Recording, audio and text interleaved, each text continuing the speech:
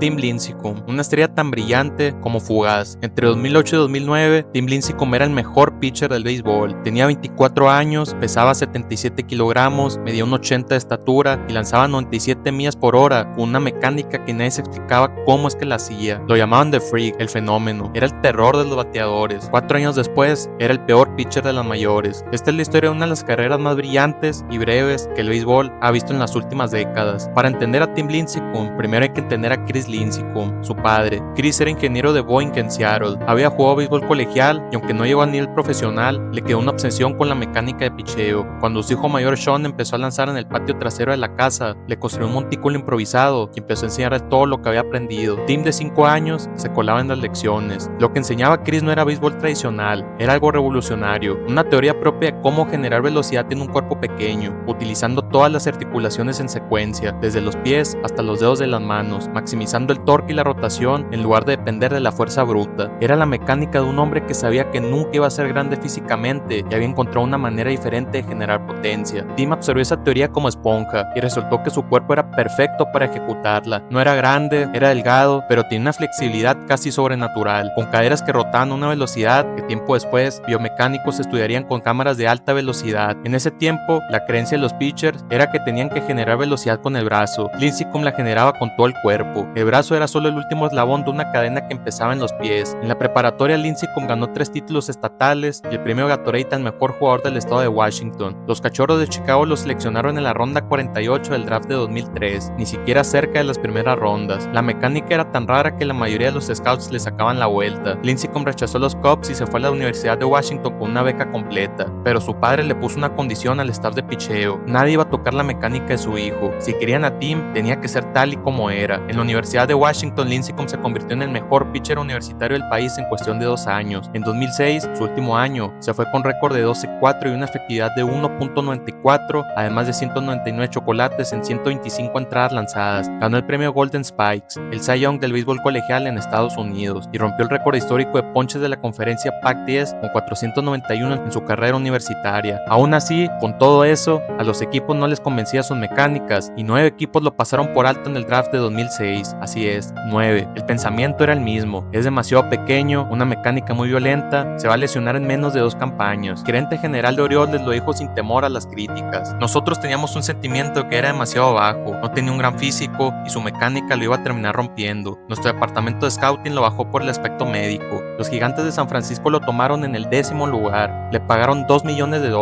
lo cual en ese momento era el bono más grande en la historia de la franquicia. El coach de picheo de los Gigantes, Dave Righetti, vio lanzar a Lincecum y dijo algo que quedó para la historia: el papá de Tim hizo un gran trabajo con él, yo lo trataré diferente a la mayoría de los pitchers, lo dejaré solo, no le moveré en nada. Lincecum debutó en mayo de 2007 con 22 años. En su primer año completo, en 2008, se fue con récord de 18-5 y una efectividad de 2.62. Lideró a las mayores en ponches con 265. Eso le otorgó su primer premio Cy Young. Al año siguiente repitió, se fue con récord de 15-7, 2.48 de efectividad, 261 ponches y un Cy Young por segundo año consecutivo. Fue el primero en la historia de la liga en ganar el Cy Young en cada uno de sus 2 primeros años completos, pero los números no explican por qué los bateadores lo odiaban tanto. Para eso hay que hablar de cómo lanzaba. Su arma principal era una recta de 4 posturas que oscilaba entre las 94 y 97 millas por hora. Impresionante para cualquier pitcher, pero impresionaba más por el físico de Tim. Lo que hacía diferente esa recta no era solo la velocidad, era el ángulo de donde la lanzaba. Tim lanzaba con una zancada de casi 5 pies, casi tan larga como él mismo, y soltaba la pelota desde un punto de liberación más bajo y más adelante que cualquier otro pitcher de su era. La pelota no solo daba la impresión de que llegaba más rápido,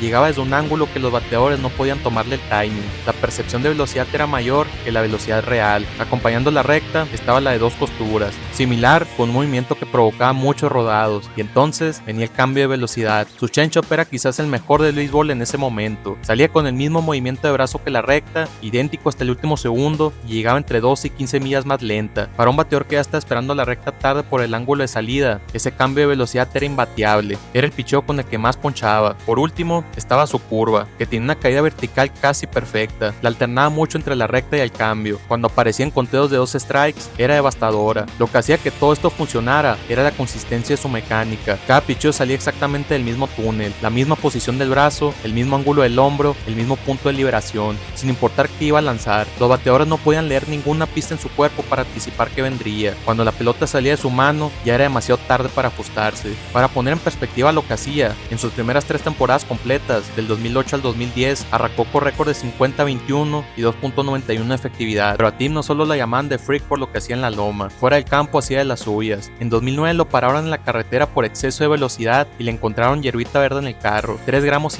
Lo multaron, pero siguió lanzando y a nadie le importó, ya que el año siguiente lideró a los Gigantes a ganar su primer serie mundial desde 1954. Fue uno de los héroes en la rotación. Se fue con récord de 4-1 y una efectividad de 2.43 en esos playoffs. Era el mejor pitcher del béisbol y parecía que iba a hacerlo por más de una década, pero lo que nadie anticipó fue su repentino colapso. En 2012, Tim Lincecum tenía 28 años. En esa edad, la mayoría de los pitchers están en su prime, pero Lincecum a esa edad fue el peor pitcher de las grandes ligas. Terminó con récord de 10 victorias y 15 derrotas y una efectividad ridícula de 5.18. Su recta había caído de 93 millas a 89 y nadie entendía exactamente qué había pasado, pero la respuesta estaba en sus caderas. La mecánica que su padre había diseñado para maximizar potencia en un cuerpo pequeño generaba una cantidad extraordinaria de torque, una torsión violenta en cada lanzamiento que pasaba directamente por las caderas y la parte baja de su espalda. Durante los primeros 4 años, el cuerpo de Lincecum absorbió ese estrés sin problema visible, pero el béisbol es acumulativo. Cada lanzamiento a máximo esfuerzo dejaba una cicatriz microscópica, y para 2012, las caderas de Lincecum tenían desgarros en el labrum.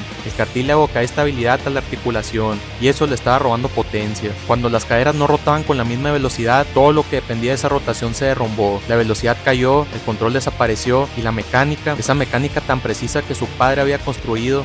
Lo más difícil para Tim es que nadie en el béisbol entendía la mecánica lo suficientemente bien como para arreglarla. No había un manual, el coach de picheo de los Gigantes lo había dejado solo desde el principio. Cuando algo salió mal, no había un mecánico que supiera cómo desarmarlo y armarlo de nuevo. Nadie excepto su padre, Chris Lincecum. Al terminar la temporada de 2014, su tercer año seguido con efectividad por encima de 4 y su tercero con más derrotas que victorias, Lincecum hizo algo que le había costado mucho trabajo hacer. Llamó a su papá y le pidió perdón. En sus años más oscuros, los dos se habían distanciado. Tim no quería escuchar más lecciones de mecánica del hombre que le había enseñado todo. Chris no sabía cómo ayudar a su hijo que no quería ser ayudado. Eran, como Tim describió años después, 2 hombres tercos que no sabían cómo ceder. Pero esa noche después de la Serie Mundial de 2014, Lincecum llamó a casa, le dijo que lo sentía, le preguntó si podía volver y Chris dijo que sí. Pasaron la temporada baja entera juntos en Seattle, lanzando 50 veces a máximo esfuerzo, reconstruyendo la mecánica desde los pies hasta los dedos. A veces discutían, a veces Chris salía a fumarse un cigarro y Tim lanzaba solo contra la malla. Cuando terminaba el día, Chris le recordaba: hemos hecho esto juntos. En 2015, Lincecum arrancó con récord de 5-3 y una efectividad de 3 en mayo. Parecía el regreso, y entonces, en una apertura contra los Rockies en junio, un batazo le pegó directo en el codo del brazo derecho. Fue a la lista de lesionados y mientras estaba ahí, le diagnosticaron una condición degenerativa en ambas caderas. Requirió cirugía y se perdió el resto de la temporada. Se fue de San Francisco como agente libre y no volvió nunca más.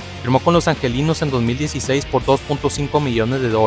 Terminó con récord de 2 victorias y 6 derrotas y una efectividad de 9. Lo mandaron a ligas menores, intentó un último regreso con los Rangers en 2017 en AAA, nunca subió al roster de las mayores. Ahí fue cuando Tim Lincecum decidió colgar los taquetes. Tenía 33 años. Lo que vino después fue más difícil que retiro. En 2018, su hermano Sean, 4 años mayor que él, con el que había crecido lanzando en el patio de su casa en su infancia, falleció. Y en junio de 2022, su esposa Christine partió de este mundo a los 38 años. Los Gigantes publicaron el comunicado de condolencias en agosto, semanas después del fallecimiento, demostrando que Tim aún sigue siendo muy querido en la comunidad de Gigantes. Pero Tim es una persona extremadamente privada y desde que se retiró nadie lo ha visto en público. 110 victorias, 2 saiyón consecutivos, 3 series mundiales, 2 juegos sin hit ni carreras, 1736 ponches, 4 selecciones a juego de estrellas y una carrera que terminó a los 33 años, 5 temporadas antes de lo que debería haber terminado. Los scouts lo rechazaron porque dijeron que su mecánica era demasiado violenta, que su cuerpo se iba a romper. Tenían razón en el diagnóstico, equivocados en el tiempo. No se lastimó en 2 temporadas, se sostuvo por 4 años, ganó todo lo que había para ganar y luego el cuerpo cobró la deuda acumulada. El único que supo arreglarlo fue el mismo hombre que lo construyó, y cuando se rompió de verdad, cuando las caderas ya no pudieron soportar el diseño, ni siquiera ese hombre pudo devolverlo lo que alguna vez fue.